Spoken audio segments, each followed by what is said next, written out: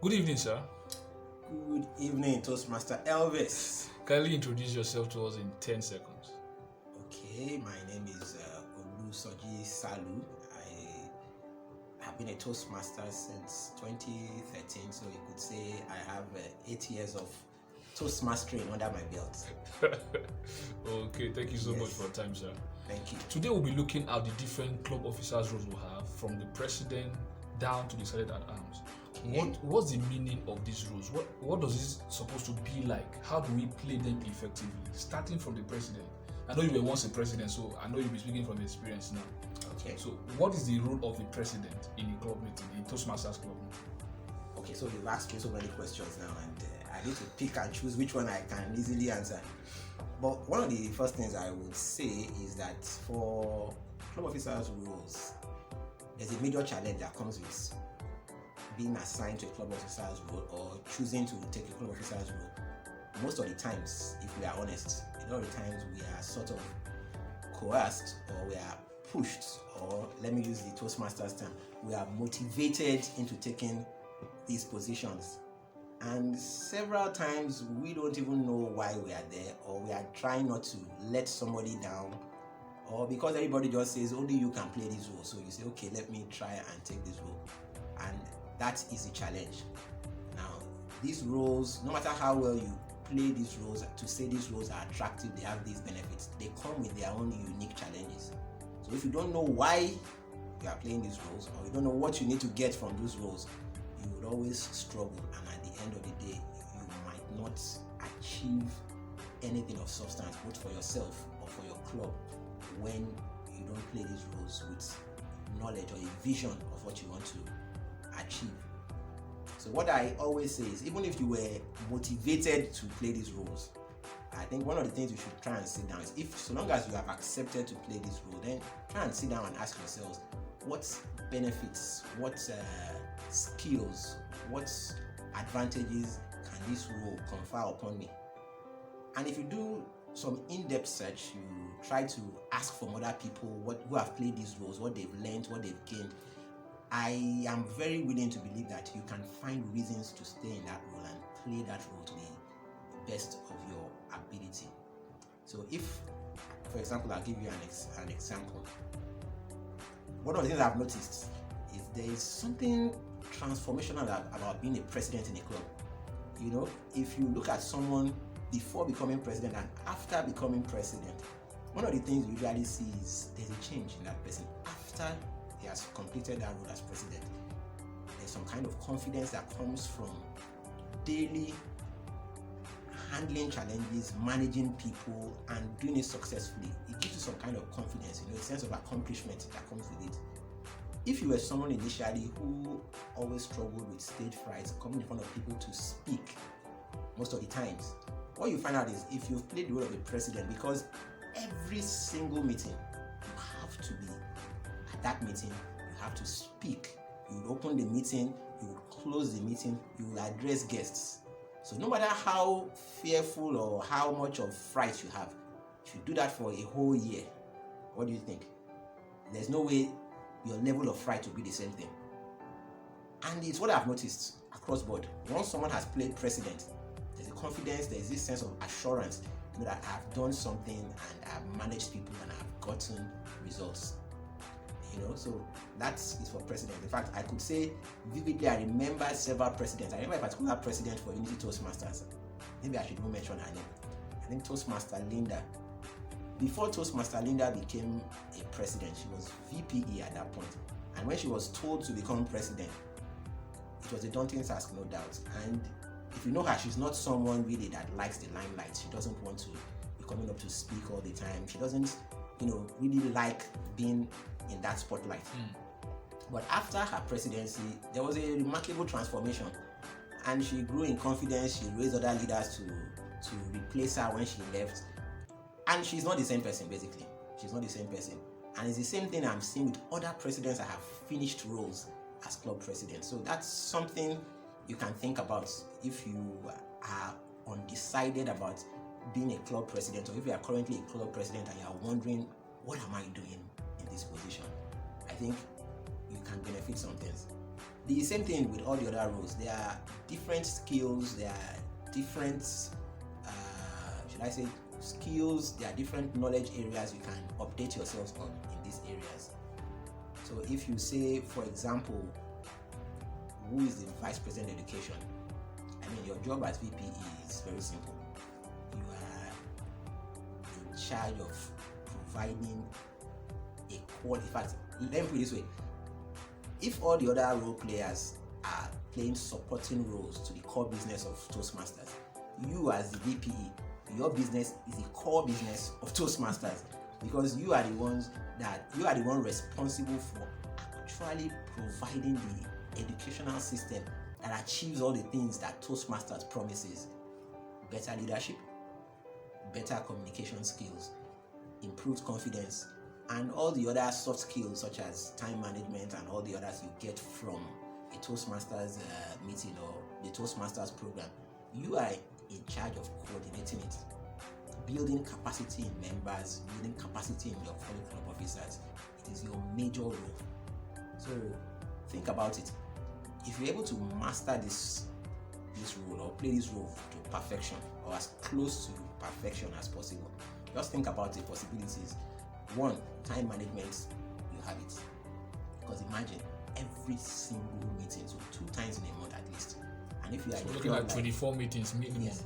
And if you are in a club like Urban Professionals, I think they have 4 times in a month. So imagine how the VP of that plus club, contests again. So imagine how a VP in that club, yes, there'll be a lot of pressure definitely, but the kind of experience because of constant exposure that person would have, time management, because you have to show up. You must show up on time.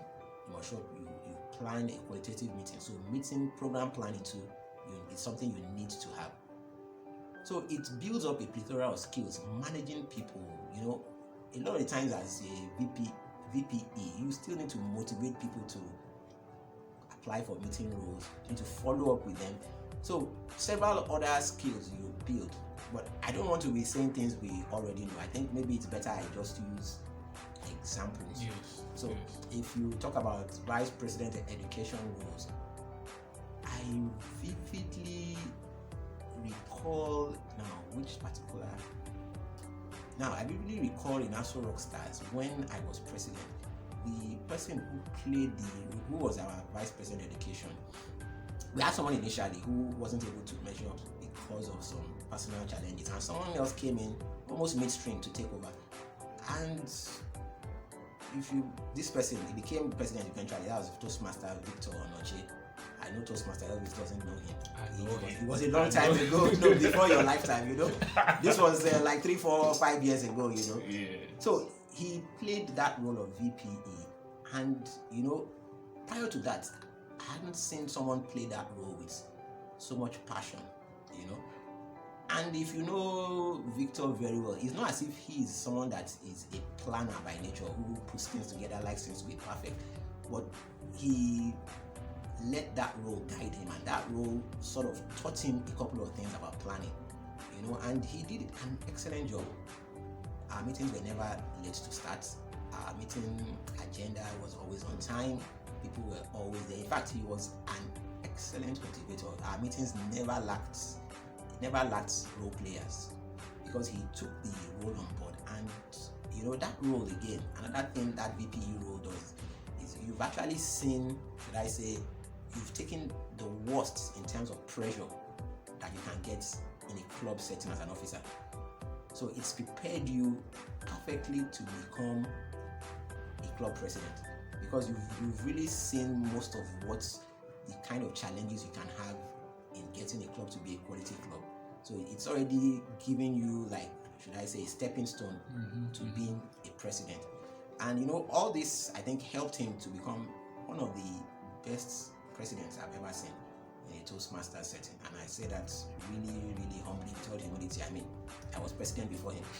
But after that, he was one of the best presidents I've seen, because he had a wonderful team that worked together. And I believe a large part of his success of preparation for that role of president came from being VPE. So we've talked about the club president, talked about the vice president education. The other one that comes to my mind is vice president membership. How important is this role? Well, if you say vice president membership, I mean, the name just says it, membership.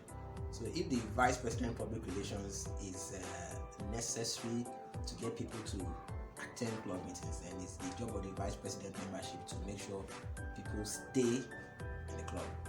So we're talking about conversion from guests to members, the VPM. We're talking about constantly ensuring that members are, should I say, consistently in meetings. If they have issues attending meetings, it's the VPM that tries to find out what is going on to ensure that members are constantly attending meetings and constantly getting value, should I say, from their Toastmasters experience.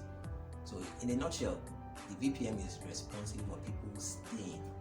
So if you have a club where the membership attrition is low, I mean it's high rather, then you, of course, it's everybody's job, definitely. It's not just one person's, but the first person you need to look towards is the VPM.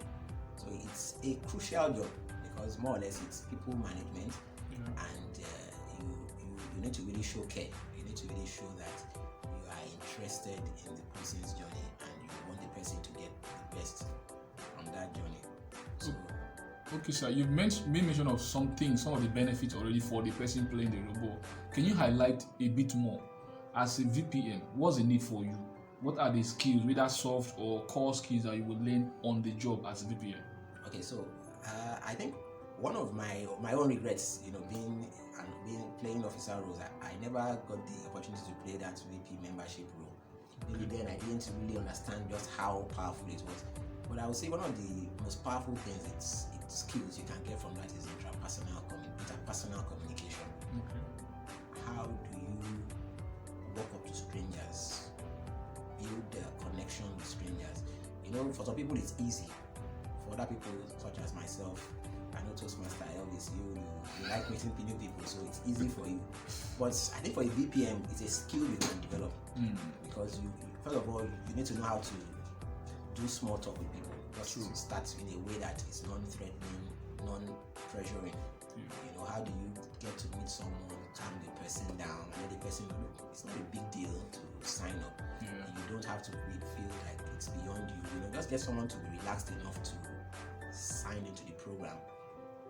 And then beyond that, because interpersonal communication has so many dimensions. Meeting new people, coaching people, trying to give people feedback. Those are all the things as a VPM those are the skills you can learn. So if someone is not attending meetings, how do you approach the person? What are the ways? Because if you just call the person and say, "Oh, Toastmaster Elvis, you are not attending meetings. We've not seen you for almost 3 or 4 meetings. What's the problem?" Someone, you don't know what issues the person is going through. So it takes some degree of tact, some degree of knowledge of human interaction. Which if you lack, it might be an opportunity to practice those skills.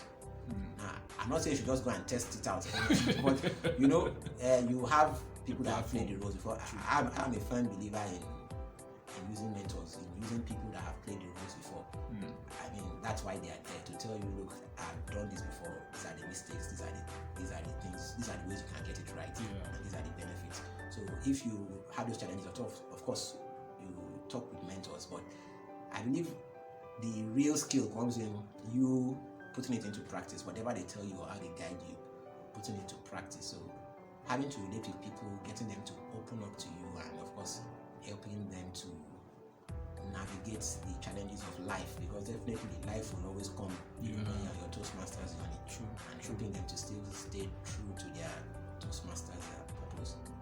Okay, thank you, sir. Recently I heard someone said something about the vice president public relations job as the easiest. Is it true? I'm not going to say this because they will say you're already a vice president public relations in your club and all. So coming from you as a leader, sir, is it that easy? In short, what is the vice president's public relations job? Okay, so I will explain what the job is, then I'll throw it back at you. Since you are playing it, and obviously you don't think the job is easy, so maybe I'll throw it back at you. But like I said, the VPM's job is to make sure people stay in the club when they come. But the person that ensures that people even get to the club, people see the club outside and say, okay, I want to be here. I want to even come and see what is happening in a club, is the vice president's public relations. And basically, it's first contact. You are the first contact the public has with the club. So think of that, and I think I give you an idea of just how important what you do is. But before I even go into more detail, maybe, like I said, let me throw it back at you and say, how easy is it being a vice president public relations? Okay, for me, I wouldn't say easy. I would say commitment, because there's nothing that's easy on its own. But the moment you make up your mind to be committed to the cause and make the best out of it, I think it changes everything. Why I asked this question was, there was a Toastmasters platform I belong to on Facebook, and someone posted it that she thought vice president public relations job is just to post on social media, update meeting details, and all. I was shocked. So I thought that, okay, maybe I should ask it. Maybe I didn't know enough. That's why I asked the question, sir. So just generally, the job of the vice president public relations, from what you said now, is just first contact. Yes. With the club. So you know, I don't want to limit it to some particular activities. I mean, social media, putting all the flyers that are there, but anything that will get the public to see what your club is about. True. And then to say, okay, this might actually meet one of my needs or my longings, and let me come in. It's you. Okay. So, I mean, you have to be a working Toastmasters brand, first of all, because exactly. if you yourself are saying I'm a Toastmaster and you dress the part, you have your lapel pins, other things that brings people already. It's like I always try to look at it like it's like you are brand ambassador. You know, I want to use something a bit more down to it. So like you are an evangelical missionary. Sort of. Yeah. So you are saying I'm a believer and I want you to also become a believer. So you could go on what you call evangelism. So that's when you show out. So and sometimes, you know, even they say the best evangelism is not even when you talk. Is how people perceive you, your results, your outlook, your appearance, and other things about you. So it can be as complex as you want it, or it can be as simple as you want it. But of course, the simpler you dumb it down to, so just okay, it's just about public relations, just about posting social media. Yeah, it's part of it. But if you say it's just that, you might miss out on a lot of opportunities to increase, should I say, traffic that comes to your club. So you can organize programs, of course, depending on your energy level and your vision. You can organize programs. You can see how you can do other events, even in conjunction with your vice president education. You can do speech crafts. You know, publicize it. Let people know. I mean, if you look at the Toastmasters magazine and the manuals, they will tell you you can post on the dailies and all that. But of course, those are updated things now when you have social media. But basically, any way you can get people to notice, to be inquisitive, to want to know more about Toastmasters. Just your end goal should be to get them to get into the meeting, to see what the quality or to see what value is in a Toastmasters meeting. Okay, the next position that comes to my mind now is a treasurer. What is supposed to be the job of a treasurer? Okay. Simply put, the treasurer is supposed to make payments, and most of the times, payments to TI. Okay. So, receiving payments too is part of it, because ideally, you have the whole picture of the club's accounts. So when money comes in, you should know. And when money goes out, you should know. In fact, when money goes out, you are the one making it go out. It's not just as if it happened behind you. You know? So you are more or less. If let's say the VP is the core business, the treasurer is the one that provides the oil that greases the tracks that the VP uses to move. So if your club doesn't have money, and I think another thing, you should be some sort of financial advisor to your club too. So if you say, if let's say VPE, VPM, or VPPR says, oh, we want this program, we want to plan this program and all that, and how much is it going to cost? You know, as a treasurer, you should be able to advise and say, look, guys, with what we have in our purse, we need to find other ways to get money. Not necessarily to say you are the ones that will tell them how to invest or get money, but you should be an advisor to say, look, we don't have enough to do this, or we can do this. Or if somebody says, okay, we need to get a new venue. Maybe your club is struggling with venues. Okay, so how much can we afford for venues? You can look towards your treasurer and say, treasurer, based on what we have and all that, if you want to say we are paying some money annually, how much can we comfortably afford? So I think your treasurer can also advise in that regard. Okay, so talking about payment to TI, what's the circle like? Because some people are not yet clear, especially when it comes to the 6 months renewal payment and all of that. What's the time that the treasurer is supposed to make payment to Toastmasters to make the club meet their discipline goals? Well, for payments, let me be absolutely sure. It should be October, right? For the second, and then the other one is April. Yes. So you should have paid for the first year. You should have paid by the end of September. So if you want to make your payments run the entire first term, so that would end in end of March. So by end of March, you should think of paying again for the next term, which will now run from April to September. Thank you so much, sir. The next position now will be the secretary. Some people say it's just about writing and taking minutes. Is that all there is to the position, or there's something, or what can someone that's a secretary learn aside the obvious one, which is the writing skill? Okay. Well, for me, if I were to just give what the secretary, I would say the secretary is the institutional memory of the club. You know, just like human beings, if you don't know what happened in the past, they say you always make the mistakes from the past. So the secretary's job is really to say, look, these are the things we have done in the past. These are the thoughts we have had in the past.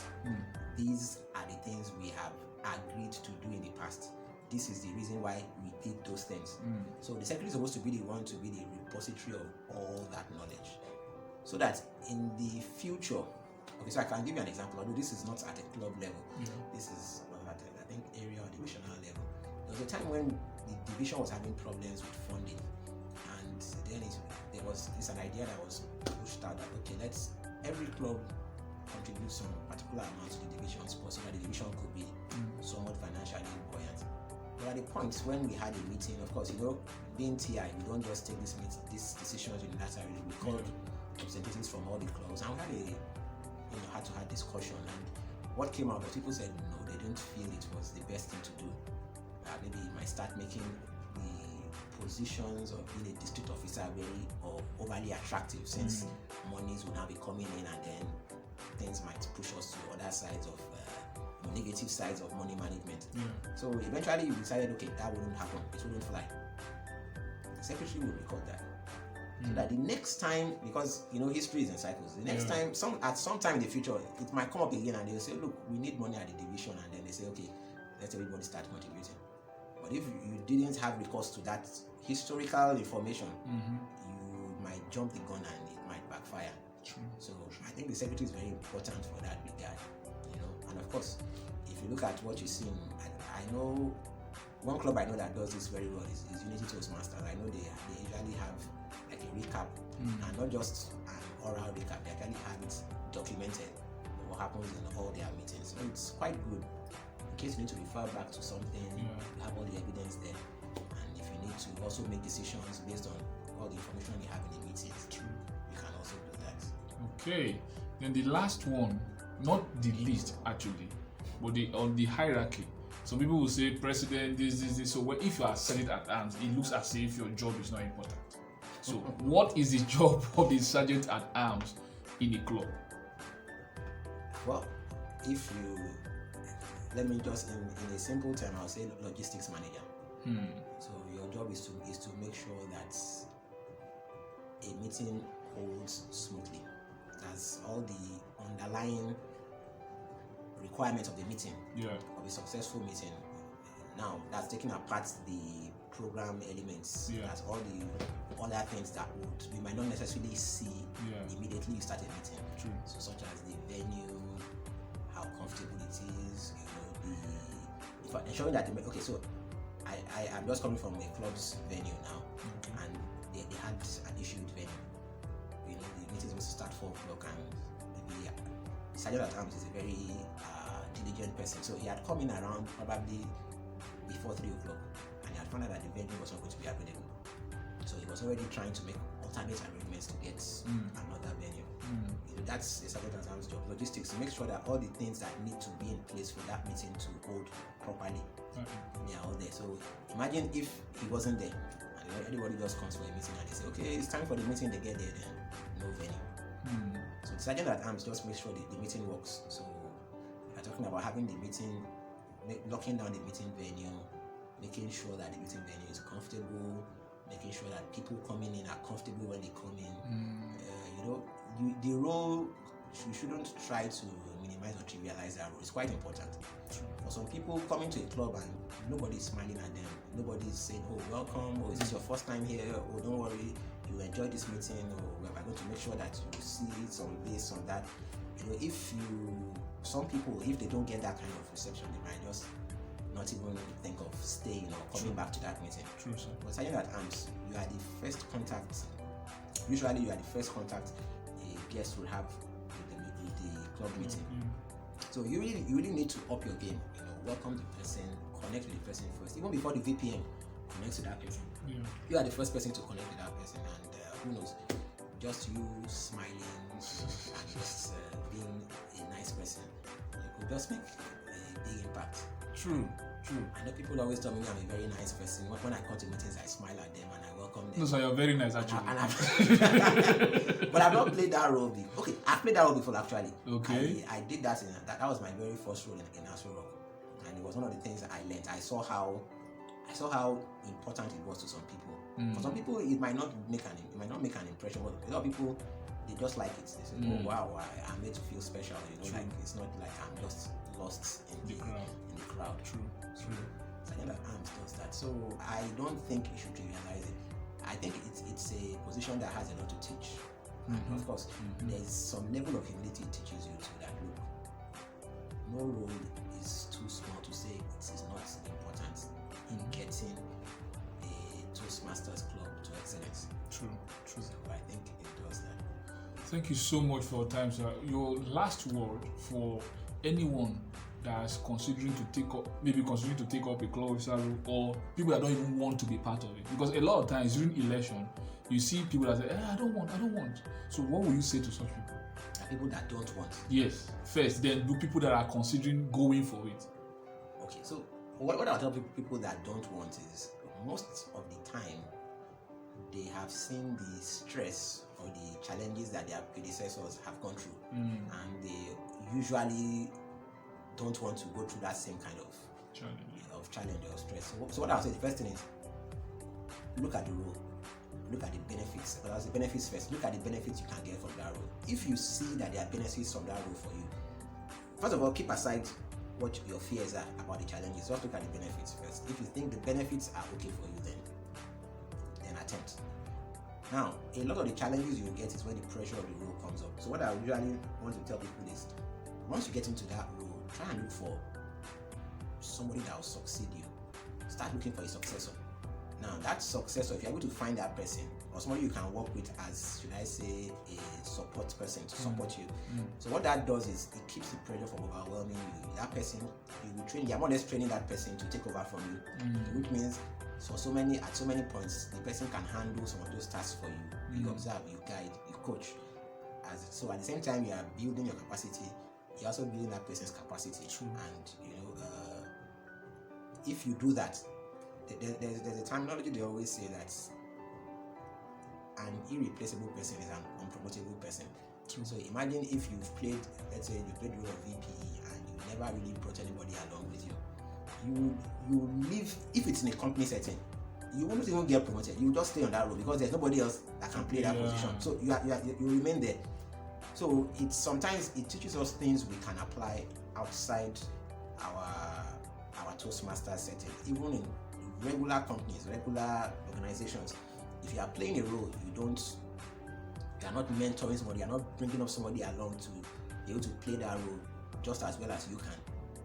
At a point, you will just find that you are an expert, but nobody else is an expert. So what do you do to an expert? You keep him in his area of expertise. Exactly. But if you want to rise up, then somebody needs to fill up where you currently are. So try and quickly get someone that can work with, that you can train.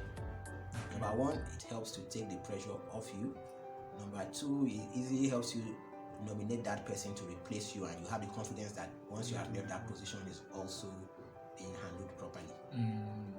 Okay, so for those that are considering it now, those that want to consider it, yes, I'll still say the same advice. okay, Articulate a clear vision of what you want to get from that role. okay, Right? So get that very clearly. If you can say, okay, these are the things I want to learn. Okay, I'm weak. Okay, I have fear of standing on stage for too long. I don't know how to do impromptu speaking, or my planning skills are so bad, or I'm so bad with time. These are different things. My personal skills are really not it. So you can say, okay, these are the things I want to learn. Will this role help me? Okay, so this position will help me. So that's the first thing. And the second thing is look for someone that can guide you to make the best of that role. true, So that person will tell you, of course, look for someone that has been successful in that role. I wouldn't say just pick anybody, or find someone has done it so well, and you look up to that person to say, tell me, how can I put together some sort of plan to make sure that I get the best from this. So then, of course, from day one, start looking for someone that you can also grow. true, So that would help you to reduce the pressure, because people never say this, but most of the times when you become a club officer, by November, December, people are really stressed in their positions, and that's when you see a lot of people considering, have I made a mistake? Can I continue? Or some people just say, look, I can't do it again, I'm out. So, but if by November, December you've been able to get someone that you have some degree of confidence on, you can say, hey, look, for the second meetings of every second meeting of the month, you handle my position. So let's say VPPR now. Actually, ask you, do you have someone you are grooming for your position as VPPR? yes, I do. Okay. Does the person handle your PR duties? Well, what I've been doing, or what I'm doing currently, because it's not been long that she came into our club, so I'm just giving her little tips. For instance, the other day I saw that she did a flyer, and I was very impressed with that. So I intend to introduce the rules gradually, so that it doesn't look so overwhelming. I've not told her yet, but she's the one I have in mind. Okay. Yes, we have been somehow having this kind of discussion that we imply that okay, you might be the person. Yes, but when I will make it official will be when I see that okay, she's really into this thing, and I intend to be consciously giving her some rules to train her on the job, so that it wouldn't look as if it's strange when she finally hears it. Okay. Yes. Great. Not that I wanted to put you on the spot, but I just want that awareness to be there. So when you get overwhelmed, you can fall back, and you are not a machine anyway. You could fall ill, you could fall sick, you could have family situations that would need you not to be around. So someone being there can help you to lighten the body. Thank you so much for this time, sir. I appreciate you a lot, sir. Thank you so much. For having me. Thank you Thank for you so having much. me.